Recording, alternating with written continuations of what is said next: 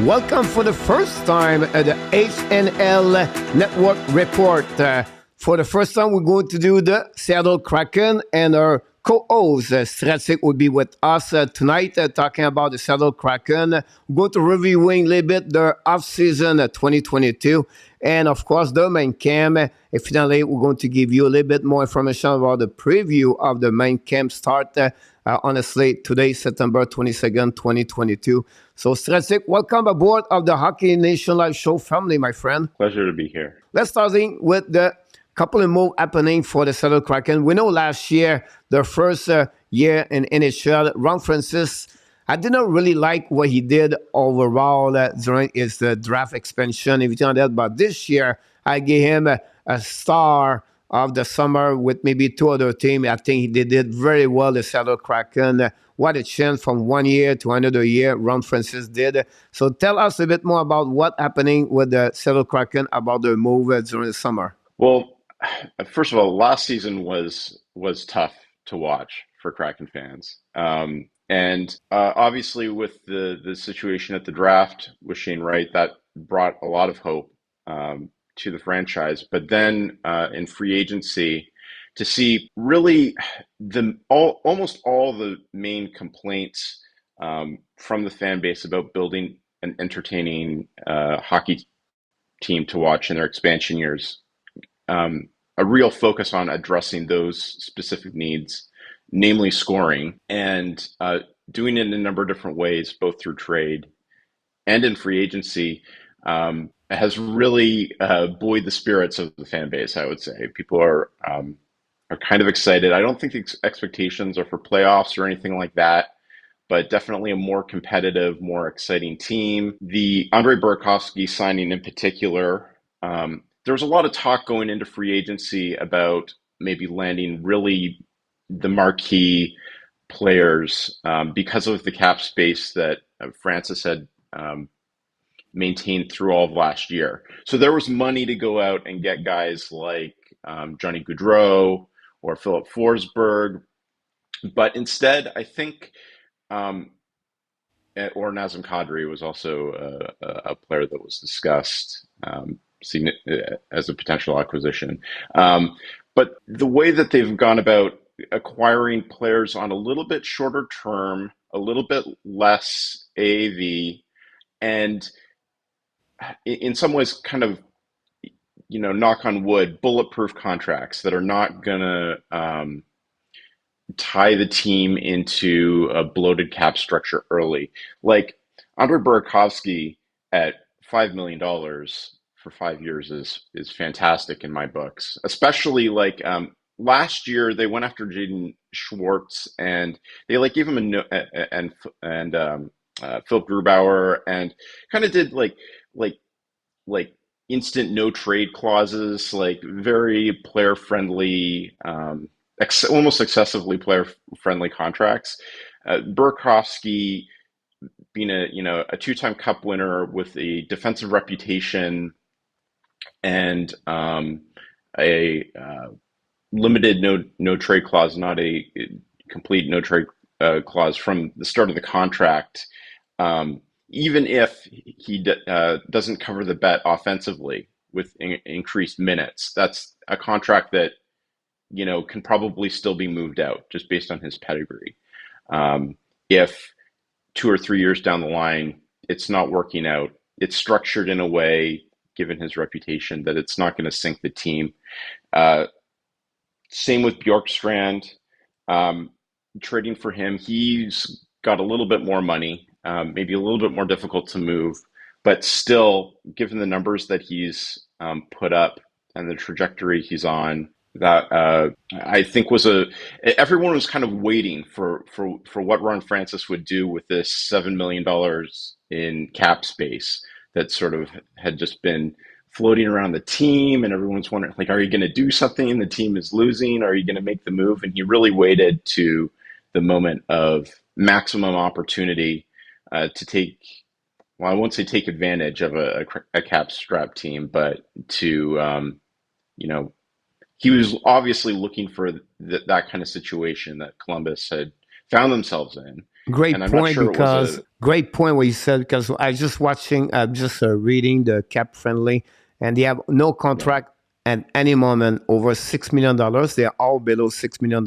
I could be wrong here, but I think the max is 5 years or less. So he did not commit Yeah. himself to anybody else where it could create some damage a long term. I think that's a great way to build that team. And part of that is being sort of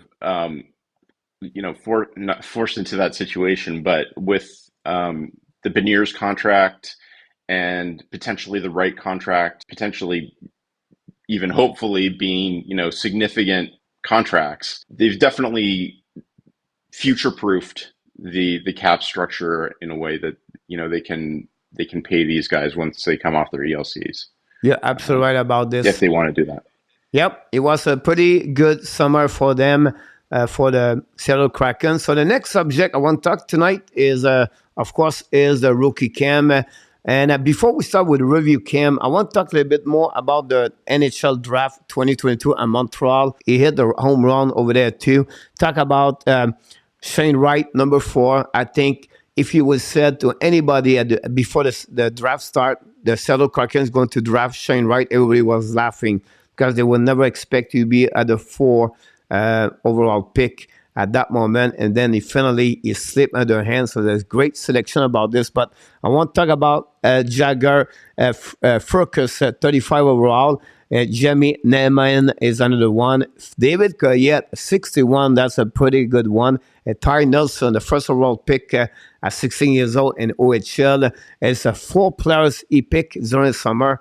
I tell you right now, those pick Goyette, Nelson, and Neiman could become a great asset for the Seattle Kraken a long term. So we have to, as if you are a Seattle Kraken fans, applaud what Francis did during the NHL draft. Yeah, I went to both days of rookie camp and to sort of get a look at these players. Goyette in particular really impressed me. I've been following Jagger Furcus a little bit more, even preceding the draft. He was definitely someone kind of on the Seattle fan base's radar. I think part of it, his personality, his style, his name, kind of jumped out at people. And I think, okay, this is a really interesting guy and sort of fitting the Seattle mold. They have a fair number of like what you might describe as undersized players. Yep. Yanni Gourde, Carson Kuhlman's also someone they brought back who's a smaller player that seems to fit high energy players that kind of fit into this mold that they tried to build in the first year, which is like not a heavy forechecking team, but a speedy forechecking team. Didn't really work out in the first year, but Furcus is definitely a player that feels like a Seattle Kraken, a natural Kraken for their team identity. And at rookie camp, just the more the drills became scrimmage-like, just the more he kind of stood out. And particularly his ability to find open space and get himself open for that one-timer shot. Some of the other rookies, they would get into the soft spaces. Obviously, it's just drills, so there's a lot of open space. They only brought 3 defensemen to the rookie camp. Oh, so, yeah. But they had 11 forwards, 3 defense, and 1 goalie. Okay. So, but Furcus, definitely his shot, his one-timer, his ability to open up his frame quickly at the right moment. Was giving him much better shots than some of the other rookies. I would say that also another standout from camp was Riker Evans, who was someone they drafted in their first year. And because they were so forward heavy, like a lot of these drills were very forward centric drills. So he was basically just doing kind of forward drills, and he looked like a forward, like his hands in tight around the net. Very impressive. Ty Nelson, a bit of a different guy. Sometimes, very good, highly mobile skater. But sometimes, he would get to the front of the net on some of these like breakaway drills and so on, and it would be like, what am I supposed to do here? But Evans was like I was like, oh yeah, that's Riker Evans. I thought he was a forward. Like It's He's a very another good skater, 35 heads up overall pick, skating. like a Furcus. So both year they pick up a great players, 35 overall. So that's a great job for Yeah. them. So honestly, the big star, or the person, the people want to hear most about Shane Wright. Maybe in 1 or 2 minutes, tell us a little bit more what he looked like on the ice overall. So Shane Wright is an interesting cat. um, so during rookie camp, the first impression of him was he was just doing they were just doing rush drills, and they didn't have many defenders, so they had the coaches out there, the Coachella Valley coaching staff in the neutral zone, just basically playing cursory defense. Um, and Sheen Wright comes in on his first Russia rookie camp, and Jessica Campbell, who's the new assistant coach of the Firebirds under Dan Bylsma, actually poke checks the puck off his stick. Um, and Wright just does like a mini stick slam, and his whole body tenses up, and the body language was just like, I was like, okay, this is interesting. This is that was an interesting reaction. It for a drill, like in a very casual kind of rookie camp. Um, and there was another moment like that on the first day where he was was struggling, and again like another mini stick slam. And the contrast between him and the other players, who are clearly just very happy to be there, and Wright, who was kind of like getting mad at himself for getting poke checked by a coach in a drill. And then later on, they structured the rookie camp so that about a third of it, maybe a quarter to a third, was just him and Matty Beniers working together, separated from all the other rookies. So they kind of had high intensity competitive drills, but then they also just had him and Matty building chemistry together. They seem to be like have a very good rapport. They would often give them a whole side of the ice to work on one-timers. One drill, they had Riker Evans come down and deliver passes from the point, and Matty left shot on the right side was just automatic on the one-timers, just putting them into the open net. And then they had Shane Wright on the other side, at the top of the other circle, and he just could not get it in the net. Like, Really? just shot after shot after shot, was really starting to get frustrated. And Matty called over to him from the other side of the ice and was kind of giving him advice. And eventually he ended the drill. He did get one in, and kind of did like a little mock celebration.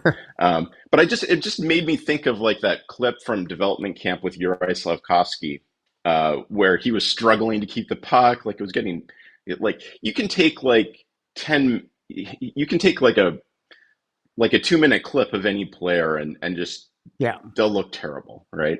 And Yep. it just reminded me of that situation. I was thinking, like, if he was in Montreal, what that would have, what that would have been like, for him to just be missing open one timer after open one timer after open one timer. He's at the right spot. But then he is, well, then the second day, I mean, he was complaining to Bylsma during a drill. Like, Bylsma's like, what? Like, I'm trying to run the drill. And he actually ended the rookie camp with just 2 like bellowing F-bombs, Oh yeah. in frustration. But at the end of it all, like, after it was over, he went out and he did, just for I think 15 minutes, was just practicing face-offs with Matty Beniers and laughing it up, and like all the frustration was gone. And then talked with the media, and all the frustration was gone. Just a very like emotive individual, obviously emotive in a way that none of the other rookies were, kind of getting special treatment none of the other rookies had. But just switching back and forth between this highly negative to like highly positive. Just a very interesting player, and definitely driven and frustrated. Like, he wants to make this team so badly that Yeah. any minor mistake in a drill is the world to him. That's just how it came off. But it was good to see, and Matty as this force to kind of like cool down his personality. Matty Beniers is such a cool, relaxed character, Yeah. and none of the coaches were like calling him out for his emotiveness. They would just, kind of be like, just engage him in a friendly way, and he would just go back to normal. Just a very interesting dynamic, Yeah, interpersonal dynamic it to looked watch on the like ice. about this one over there. And we're almost at the end of the show, so let's move on a little bit. Yeah. Maybe not the prediction of the team, but a little bit more about the preview main camp start right now. The main camp start right now for 2 weeks, honestly. And maybe tell us a little bit more what spot or what job is open up over there, what your expectation a bit during the main camp, what you're looking for, and give us, for the Kraken fans, what are your impressions for the main camp for the Krakens coming? I would say, well, okay, so there's two main things. One is how ready is Brandon Tanev going to be and Jaden Schwartz? They're both coming off of injuries. They both Yep. skated in scrimmage. I got to watch them skate in scrimmage.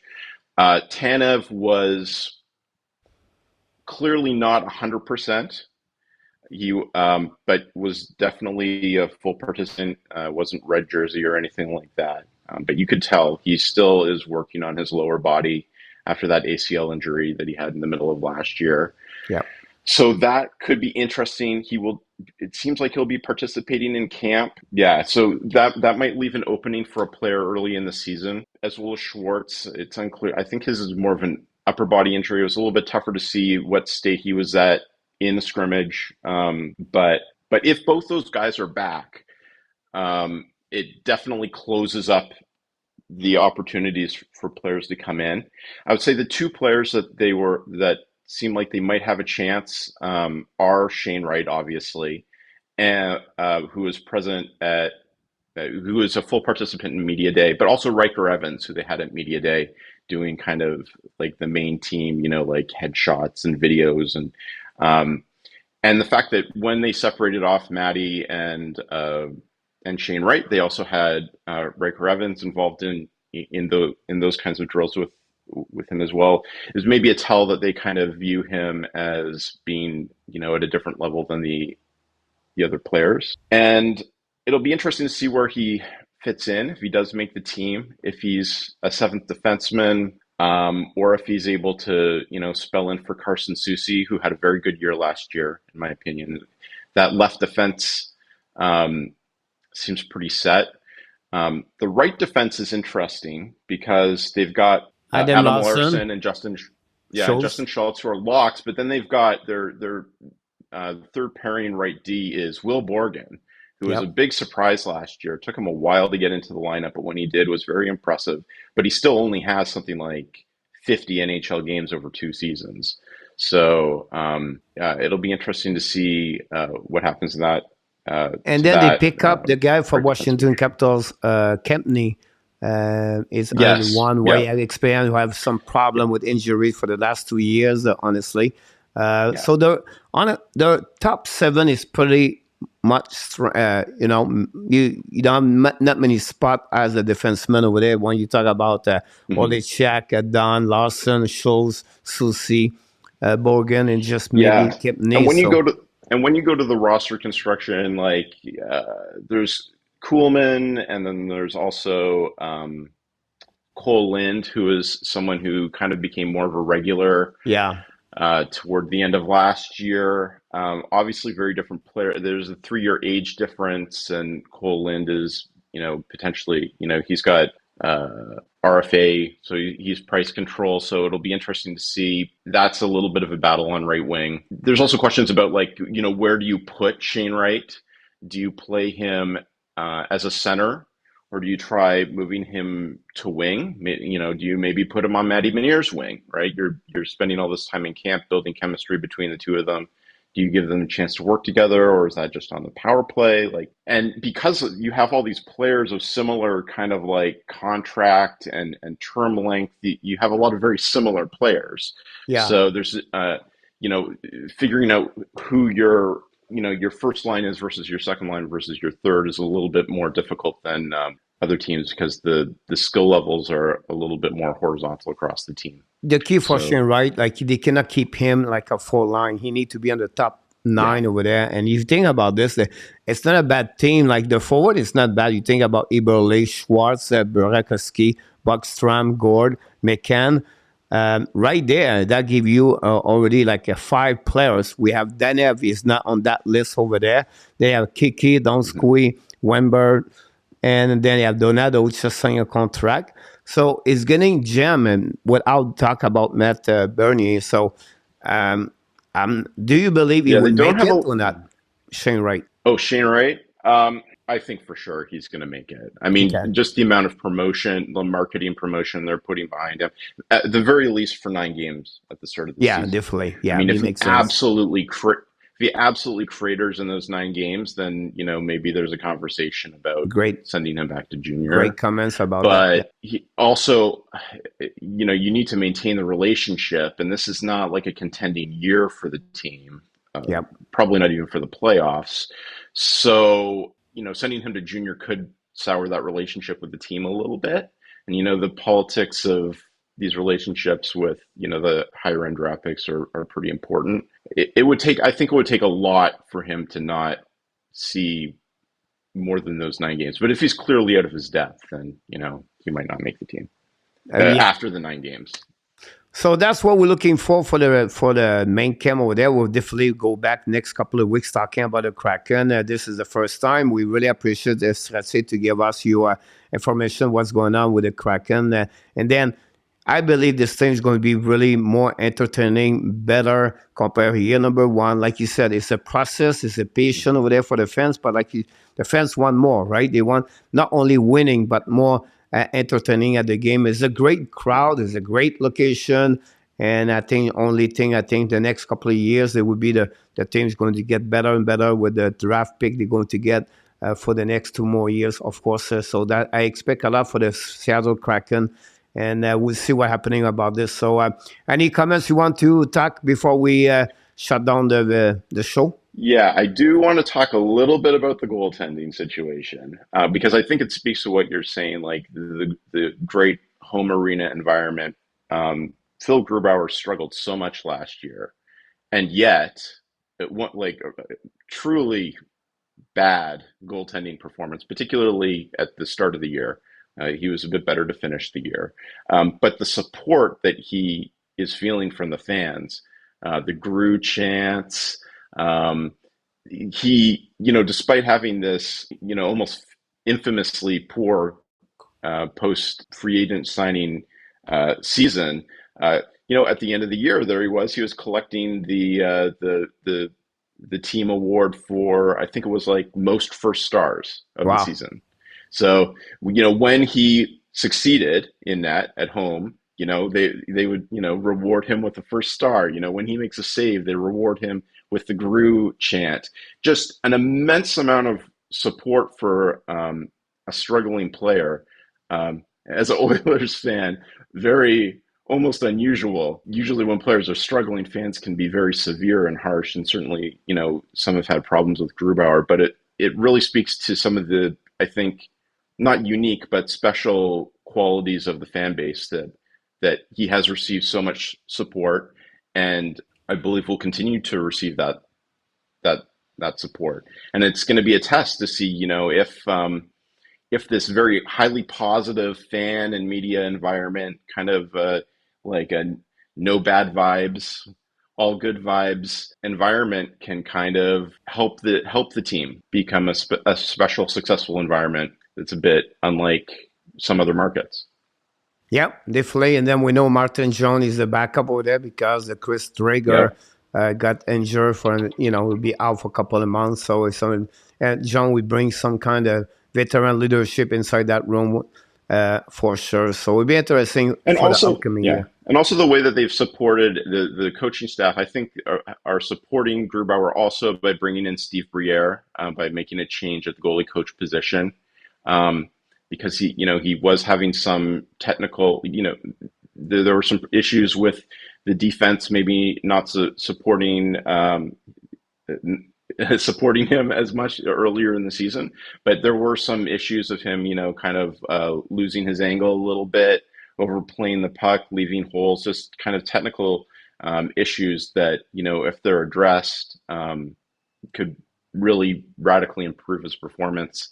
And for a team that's, very loyal to their coaching staff, they didn't make any changes during the year. They waited till the off season to do everything, to to make a change like this is kind of significant for that Yeah, only 1 institutional year. attitude If of you think about this, it's only 1 year. yeah, So, SC been with the Toronto Maple Leaf for a couple of years. You have a 6 year now, and NHL as a yeah, coach. And if you think about what he worked with, Jim Raymer, Frederick Anderson, Jonathan Bernier. If you think about all those goaltenders that have been with the Toronto Maple Leaf and what they became after they left this organization, they let them better like nobody did with them. And you can see they've been successful, whatever they've been after that. So you have to give credit for Steve Briere whatsoever. People blame a lot of Toronto Maple Leaf, but he's going to be helping Grubauer for sure, the goaltending over there. So that'd be awesome. We appreciate your time, STRATIC, with us today. And that's concluded, guys, the first episode of the HNL Network team report of the Seattle Kraken. I can't wait to see you for until the next time talking about the Seattle Kraken. Thanks so much for listening and watching another video of the Hockey Nation Live Show.